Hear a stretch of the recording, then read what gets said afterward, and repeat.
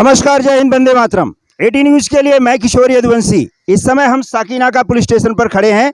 मामला कुछ ऐसा है कि यादव संघ जो उत्तर भारतीय यादव समाज की शान हुआ करता था कभी, आज वो बदनामी की कगार पर खड़ा हो चुका है और इस कदर इस लॉकडाउन में बदनाम हुआ है कि उसके जो संरक्षक नियुक्त किए गए थे वही उसकी बदनामी का मुख्य कारण बने हैं। और इस चीज़ को, इस मुद्दे को उठा करके उन्हें सज़ा दिलाने के लिए एक नई पीढ़ी, यादव पीढ़ी, जो नौजवान लोग हैं वो आज सामने आए हैं और यहाँ पर साकीनाका पुलिस स्टेशन में इन्होंने एक कंप्लेंट दर्ज किया है।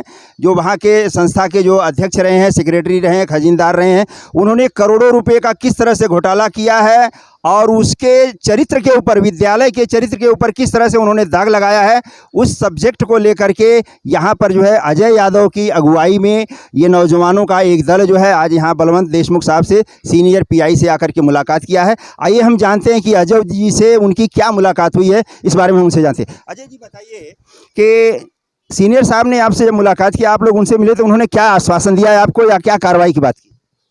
देखिए, मुंबई शहर के अंदर 15 लाख से ज़्यादा यादव यहाँ पे लोग रहते हैं और उनका संस्था हमारे बुजुर्गों ने यादव संघ बनाया था 1983 में इसकी स्थापना हुई थी। और तब से हमारे बुजुर्गों ने उसको बहुत अच्छी तरीके से सींचा, बड़ा किया, यहाँ तक कि स्कूल भी बनाया।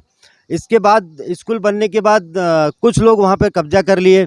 2011 तक चुनाव संपन्न हुआ। 2011 चुनाव के बाद वापस कभी चुनाव नहीं हुआ वहाँ पे। फिर चेंज रिपोर्ट डाल डाल के इसके अंदर हमेशा कमेटी चेंज होती गई है।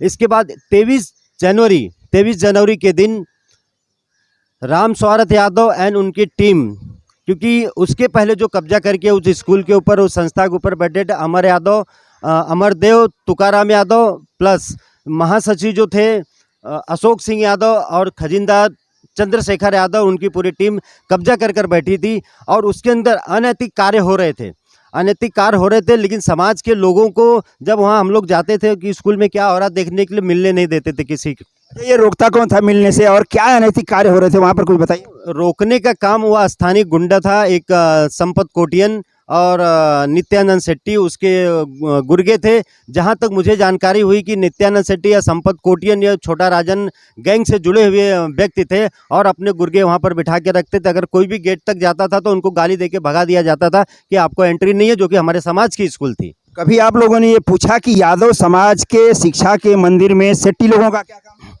नहीं, उससे पूछा गया तो नहीं, मैं ऐसे ही रखा हूँ। वो ऐसा हमेशा गोल मटोल जवाब देता था और अंदर नहीं जाने देता था। और हमको बाद में पता चला, जब इसका खुलासा हुआ तब हमको पता चला कि ये सबको अंदर क्यों नहीं जाने देता था। अंदर ना जाने देने की वजह क्या थी, आप जनता के सामने स्पष्ट करेंगे? अंदर न जाने की एक ऐसी वजह थी क्योंकि अमरदेव यादव, अशोक सिंह यादव और चंद्रशेखर यादव एंड टीम, उसके अंदर हमको तब पता चला जब 23 तारीख के दिन राम स्वारथ यादव, लाल बहादुर यादव जब उसके अंदर ज़बरदस्ती घुसे कि भाई इस स्कूल में ऐसा क्या है जो कि हमारे समाज का स्कूल है, ऐसा क्या है जो आप अंदर आने नहीं देते, ज़बरदस्ती घुसा गया। तो उसके अंदर यादव संघ के कार्यालय के अंदर और एक बच्चों के क्लासरूम के अंदर वहाँ पर नशीली दवाएं मिली हैं, वहाँ पे नशा लेने वाली सिरिंज मिला है और कॉन्डोम प्राप्त हुआ है। कॉन्डोम, वो भी यूज कॉन्डोम है, पैकेट कॉन्डोम है, बहुत सारी गांजा है, चरस है, सब चीज़ें मिली है।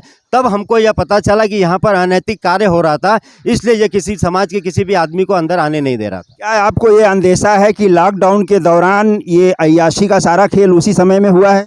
नहीं, पूरा अंदेशा नहीं, ये पूरा सत्य है। क्योंकि कॉन्डोम मिल रहा है, इसका मतलब वहाँ पर कोई ना कोई अनैतिक कार्य हो रहा था और सिरिंज भी मिला था। अनैतिक, जाहिर सी बात है कि वहाँ पर ये सारी चीज़ें किसी मंदिर में तो नहीं मिल सकती। नहीं, मंदिर में तो कभी भी नहीं मिल सकती और स्कूल के प्रांगण में भी नहीं मिलना चाहिए। लेकिन ये अमरदेव यादव ये ऐसा काम कर रहा था, मुझे नहीं लगता कि वो यादव है, ओरिजिनल यादव तो नहीं हो सकता है, क्योंकि हम यादव श्री कृष्ण के वंशज है और ऐसा अनैतिक कार्य हम कभी कर नहीं सकते जीवन में। देशमुख साहब ने आपको क्या आश्वासन दिया है? आप अभी आधे घंटे तक उनसे आपने चर्चा किया है, तो उन्होंने क्या निष्कर्ष निकाला और क्या कार्रवाई करने की बात कही, कुछ आश्वासन? देखिए, जिस दिन राम स्वारथ यादव, एलबी यादव ने वहाँ पर उससे कब्जा लिया स्कूल का और यादव संघ के ऑफिस का, तो वहाँ पर ये सब चीज़ें मिलने के बाद वहाँ पर पुलिस को भी बुलाया गया था। पुलिस की निगरानी में वहाँ पर ये सब चीज़ें दिखाया गया, लेकिन वहाँ से 2 लड़के पकड़े गए थे। लेकिन अब वो 2 लड़कों, अभी मैं बलवंत साहब से मिला, क्योंकि मैं शिकायत भी किया था कि इन लोगों के ऊपर कार्रवाई देशमुख साहब थे, तो बोले अभी तक कोई किसी को एफआईआर में लिया नहीं गया। और मेरी यह मांग है कि वो ये सब चीज़ों के जिम्मेदार, ये कांड के जिम्मेदार अमरदेव तुकाराम यादव, अशोक सिंह यादव और चंद्रशेखर यादव है, इनके ऊपर जल्द से जल्द कार्रवाई की जाए। प्लस जो छोटा राजन गैंग के गुंडे उस स्कूल के अंदर जमा थे, उनके ऊपर भी जल्द से जल्द कार्रवाई की जाए, उनको जेल के अंदर ठूसा जाए। आप क्या कहना चाहते हैं, कैसा लगता है आपको कि ये समाज का जो इस तरह से बदनामी हुई है उसके ऊपर क्या कहना चाहेंगे? उसके ऊपर कार्रवाई करनी चाहिए, पुलिस कार्रवाई करनी चाहिए। आपके समाज के लोग, कुछ लोग पर्दे के पीछे से बातें करते हैं पर सामने आने से डरते हैं, इसकी क्या वजह बता सकते? अब इसकी वजह तो मालूम नहीं हमको। डरते हैं लोग, बहुत डरते हैं। क्योंकि इसमें राजन का नाम आता है, राजन गैंग का, इसके लिए लोग डरते हैं क्या? उसी के डर से डरते हैं सब। अरे महाभारत कराने से जो वंश नहीं डरा वो ऐसे लोगों से कैसे डरता है? इस मैटर में जो विद्यालय प्रांगण में चित्र और चरित्र में अंतर आया है, तो इसमें कहीं न कहीं जितने भी 3 ये जो कुख्यात लोग हैं जिन्होंने घिनौना कृत्य किया हुआ है, उनके ऊपर हम प्रशासन से यही चाहेंगे कड़क से कड़क कार्रवाई हो, जिससे समाज में एक अच्छा संदेश है, ताकि दोबारा में विद्यालय जैसे प्रांगण में ऐसे कुकृत्य न करें लोग। देखिए, ये समाज की बात है। आप हमारे समाज के एक वरिष्ठ पत्रकार हैं, एक अच्छे सम्मानित पेपर में आपने पत्रकारिता किया है कम से कम 25 साल, तो समाज के प्रति इनकी भी जिम्मेदारी होती है, इनको भी बोलना पड़ेगा, क्योंकि कल को अगर कोई मैटर हुआ, कोई बड़ा हादसा हुआ, तो इनको अपने पेपर में लिखना भी पड़ेगा।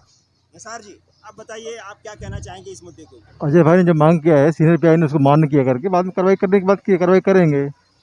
आप इस बारे में कुछ लिखना चाहेंगे अपने पेपर में? जरूर लिखेंगे। ये समाज का जो धरोहर है किस तरह से बदनाम किया जा रहा है उसके बारे में क्या लिखेंगे? पूरा जो भी न्यूज़ है लिखेंगे, जो भी सच्चाई करके। बहुत अच्छा। आप क्या कहना चाहेंगे भाई साहब? मेरा यही कहना है कि हालांकि हमारे को साकेना का पीआई बलवंत देशमुख जी ने हमारे को आश्वस्त किया है कि इस तरह की घटना अगर इसके पहले हुई है वहाँ पे, इस पर हम कड़क कार्रवाई किए जाएंगे और भविष्य में इस तरह की घटना दोबारा वहाँ ना घटे, इसके लिए बलवंत देशमुख जी ने वहाँ बाकायदा बंदोबस्त किया है इस चीज़ का कि भविष्य में इस तरह घटना ना घटे। लेकिन जो घटना घट चुकी है, इस पर हमारी मांग है बलवंत देशमुख, साकेना का पीआई और मुंबई पुलिस से कि इस पर कड़क से कड़क कार्रवाई की जाए, क्योंकि वहाँ पे लॉकडाउन के दौरान ऐसी गतिविधियाँ घटी हैं जो एक शिक्षा को, मंदिर को बदनाम करने की कोशिश किया गया है, जो हमारा समाज कतई ही एक्सेप्ट नहीं करता इस चीज़ को। हम इसके विरुद्ध हैं, हमारा समाज इसके साथ खड़ा हो चुका है। इसके भविष्य में इस तरह की कभी घटनाएं ना घटे और जिन लोगों ने इस कृत्य को किया है उनके खिलाफ हमारी कड़क से कड़क कार्रवाई करने की मांग हम पुलिस कमिश्नर से भी कर रहे हैं। हालांकि हमने लेटर भेज भी दिया है वहाँ पे, और उसी सिलसिले में आज हम बलवंत देशमुख सीनियर पीआई साकेना का डिवीज़न को हमने रिपोर्ट भी किया है। उनको हमने कुछ एविडेंस भी दिया है कि भविष्य में इस पर तुरंत और डिले ना करते हुए इस पर कार्रवाई की जाए। मेरी यही मांग है मुंबई पुलिस से भी और यहाँ लोकल से भी कि इस पर तुरंत कड़क कार्रवाई की जाए। जैसा कि आपने देखा, यादव समाज की ये जो दुर्दशा हो रही है, एक हमारे बुजुर्गों की पीढ़ी रही है जिसने 1-1 रुपया 2-2 रुपया जोड़ करके उस धरोहर को खड़ा किया था। उसके बीच वाली पीढ़ी जो इतनी नालायक निकली कि उस शिक्षा के मंदिर को उसने बदनाम कर दिया, उसको ये कहें कि एक वेश्यालय में तब्दील कर दिया, तो कोई अतिशयोक्ति नहीं होगी।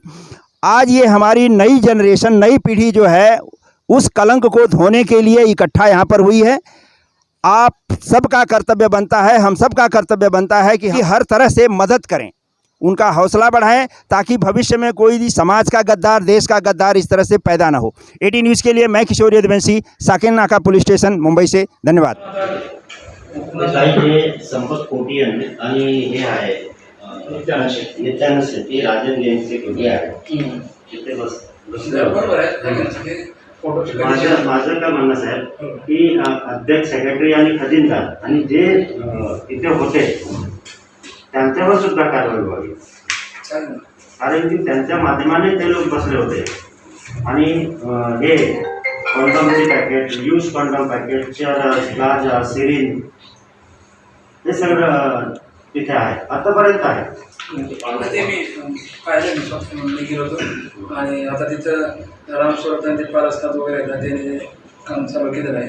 आणि हे सर्व फोटो स्कूलचे आजचे फोटो आहे बघा, दारू पिताना। तुमच्या व्हॉट्सअप मला मी नित्यानंद शेट्टी हे नित्यानंद तो तडीपार आहे ना, हो, आपल्याला पाहिजेच आहे। आपण त्याचा स्टार्टच होता तो 2 महिना होता ना, 2 महीना म्हणजे फरवरी पासून आपको जनवरी आय थिंक 13 जानेवारीला Yes, correct, sir. 13 या 14 जानेवारीला हा मॅटर झाला त्याच्यानंतर. तर 23rd January. 23 जानेवारीला Yes, झाला. correct. पण त्याच्यानंतर नाही तो तिथं. नाही, त्याच्यानंतर नाही. मी इथं 23 ला आलो ना तो हो. मी मी रिक्वेस्ट केला या पत्रामध्ये की ते अमरदेव यादव आणि अशोक सिंग यादव आणि चंद्रशेखर यादव हे जिम्मेदार हे आहे. कारण की हे अनैतिक घटना होत आहे त्यांचे जिम्मेदार कोण, अध्यक्ष सेक्रेटरी खजिनदार यांच्यावर सुद्धा कारवाई व्हावी. आणि ते जो संपत कोटियन आणि हे होते नित्यानंद शेट्टी तुमच्या आणि हे सगळं फोटो ना साहेब मी आतले फोटो आहे. नित्यानंद शेट्टीचा मी इन्फॉर्मेशन काढतोय, मला थोडी माहिती मिळाली नाही. तो इथं पेनेश्वराच्या बाजूला तिथे कोणते आहे तिथं तो येतो असं समजलं. परवा आम्ही लोकांच्या दिवशी रात्री फ्रीडिंग लावली पण तो आपल्याला मिळाला नाही. जर तुम्हाला कुठली इन्फॉर्मेशन असेल नित्या शेट्टीची आणा, त्याच्यावरती आम्ही गुन्हा दाखल करणार. 142 तडीपार आहे तो, त्याच्यावरती आणखी परत बॉन्ड लिहून गेला आणि आणखी दुसऱ्या कुठल्या गुन्ह्यामध्ये टाकायचं असेल त्याला टाकून देतो. तुम्ही कधी इन्फॉर्मेशन देऊ शकता. पारसनाथ आहेत किंवा आम्हाला आता तो सध्या पळाला आहे, तो कुठे येत नाही आणि तिथं तर आम्ही पोलीस लावून टाकले, त्यामुळे तिथं आता दुसरा कोणी यायचा संबंध नाही. पण मागच्या ह्या ज्या गोष्टी आहेत ना, जुन्या गोष्टी आहेत, ते आपल्याला त्याला जागेवर येणार. डेट वाईज साहेब फोटो आहेत. कारण की या 10:30 प्रकरण होत होता. फेसबुकवर स्वतः डोर डाउनलोड केलेला ते. होय ना. हो. आणि हा सेकंड गेटचा फोटो आहे. तो दारू पिऊन ते बाटल घेतलाय ना, तो सेकंड गेटचा फोटो आहे. आणून आपण आणि त्याच्यामध्ये गोष्टीचा एक मोठी आपली गोष्ट असलेलं काय आहे, जे त्यांचे कमिटीचे पदाधिकारी होते ते पण त्यावेळी त्याच्यावर होते. ते कोणाची फोटो आहे? हे सर्व आहे ना मुलगे, त्यांचे मुलगे. ऑफिसर ना आणि शाळेत आहे. नाही तो सर मुंबईचे ऑफिस आहे आतमधला त्याच्या फोटो ते. ठीक आहे ना. ज्यामध्ये ते कॉन्डोम आणि नशीली पदार्थ भेटले होते ना, त्या ऑफिसचा फोटो आहे. त्यामध्ये हे लोक रात्रपासून दिवस रात्र तिथेच बसतात. बरोबर आहे. आपण त्याला स्ट्रीट काढतो. स्पॉट अटॅक केला होता. अटक नाही झालं आहे. नाही जर समज हे जे त्या दिवशी गोष्टी झाली तर 23 ऑलरेडी 2 किंवा 3 लोक तिकडनं स्पॉटवरनं अरेस्ट केलं होतं आपला चोपडा तुमच्या म्हणजे अरेस्ट नाही कोणाला केलं. ते तुमचे काय ते इन्फॉर्मेशन हे जे ते पोरं बसले आहेत ना, त्यांच्यातून 2 ते 3 ते भेटले होते. कसं आहे ते वादविवाद झाला. ते ॲक्च्युली जे प्रॉपर्टी आहे ती पब्लिक प्रॉपर्टी आहे, वैयक्तिक कोणाची नाही. म्हणजे नक्की कोणती कमिटी एक्झिस्टिंग आहे किंवा काय धर्माला ॲक्च्युअल हे काय, तर आपण ते तिथं कोणताही लॉ अँड ऑर्डरचा विषय होऊ नये म्हणून आपण एक पत्र दिले. धर्मदायकाला पत्र द्यायचे लोकांनी निवडणूक घेण्यात यावी आणि जे काय ते जे रेग्युलर बॉडी असेल त्याला मान्यता देण्यात यावी. तर तसं मागे ते कोर्टामध्ये दोघांचा चेंजिंग रिपोर्ट वगैरे ते कोर्टात धर्मदायकचं केलेलं आहे. त्याच्यामध्ये त्यांनी काय ॲक्सेप्ट केलं, दोघांचा रिजेक्ट केलेला आहे. परंतु त्या दिवशी जे वादविवाद झाले ना, त्यानंतर राम स्वरूप आणि बाकीचे पाय असतात त्यांचा करता घेतला. तर दोघांचे आपण क्रॉस एन्सी घेतली, धक्काबुक्की झाली एवढं त्याच्यामध्ये. तिथं असं कोणता गुन्हा दाखल केला नाही तर महामारी झाली किंवा काय तसं त्यामध्ये आतापर्यंत काय गुन्हा दाखल नाही झाला. नाही गुन्हा दाखल नाही. हे जे भेटले सर्व कोकिन्स आणि जरस गाजा, पण त्याच्यात कसं आहे ते सिरीज भेटलं तर पोझिशनची केस करता येते त्यामध्ये आपल्याला. तर तिथं चरस गाजा काय भेटलं नाही काहीतरी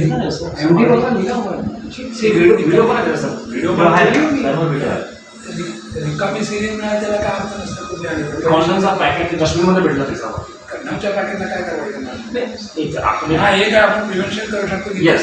होता कामा नये. याचा अर्थ somebody was using that premises for the illegal activity. Yes, correct, sir. But hence now after 23rd we have kept the बंदोबस्त प्रॉपरली. त्याच्यानंतर काय होणार तर प्रिव्हियस काय आहे ना ह्या ज्या गोष्टी असतात पोझिशनच्या असतात की तुमच्या हातात गांजा मिळणार तर ते जरी नाही मिळालं तर आपल्याला नित्य शेट्टी किंवा दुसरे कोणी भेटले ना तर आपण 142 त्यांच्यावर करणार. आणि ह्यांना एक समज येतो ह्यांना एक थोडासा विचारतो तुम्ही आता म्हणजे ॲडपत्र नव्हतं आता टेस्ट पत्र हे मागचे 11 तारखेला मागच्या 4 दिवस चालले. मी ते पत्र दिलं त्यांना आणि बंदोबस्त ठेवतो त्यांना विचारतो कोणाचा हे कसे काय वगैरे त्यांचं काय म्हणतात ते पाहतो. आणि ह्याच्या पुढचे तर कुठल्या ॲक्टिव्हिटीजमध्ये त्याला ठीक आहे साहेब आपण आहे तर काय होणार नाही. पण ह्याच्या पूर्वी हे सगळे प्रकार चालू होते. ते चालू होतं समजलं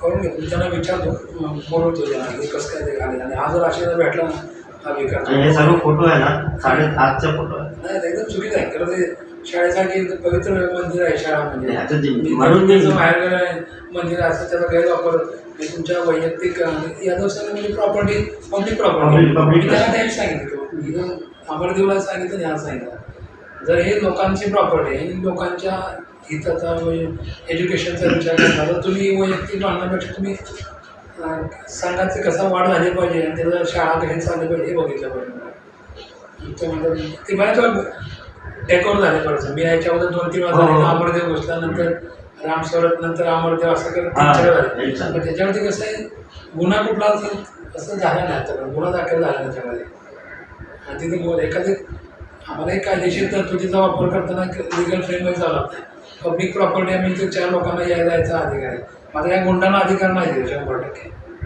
ह्याच्या पुढं मागचाही बघतो मी त्यांचं जर गुंड्यांना बसवणारे जे आहेत त्यांच्यावर कारवाई करा साहेब प्रॉपर सेक्शन काय अप्लाय करतात सिलेबस पण करतो त्याला बोलू ठीक आहे चालेल थँक्यू माझ्या लक्षात पूर्ण माझं लक्षात द्या ओके. काय